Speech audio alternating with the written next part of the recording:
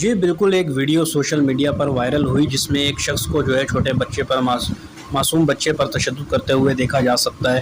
Video viral ہوتے ہی S S P investigation waste Rao عارف اسلم نے فوری نوٹس لیتے ہوئے سندھ پولیس کے قابل افسر ایس ایچ او پاکستان بازار خان محمد کو ملزم کی گرفتاری کے لیے ٹاسک دے دیا، جس پر ایس ایچ او پاکستان بازار خان محمد نے ایس ایس پی راؤ عارف اسلم کے احکامات پر عمل درآمد کرتے ہوئے ملزم کو 24 گھنٹوں میں گرفتار کر لیا۔ ویڈیو وائرل ہوتے ہی ملزم فرار ہو گیا تھا، جس کے بعد ایس ایچ او نے اپنی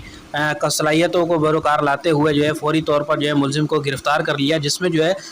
بچے کی والدہ ہیں جن پر بچے پر تشدد کیا گیا، اس بچے کی والدہ نے پولیس کے ساتھ کوآپریٹ کیا، اور پولیس کے ساتھ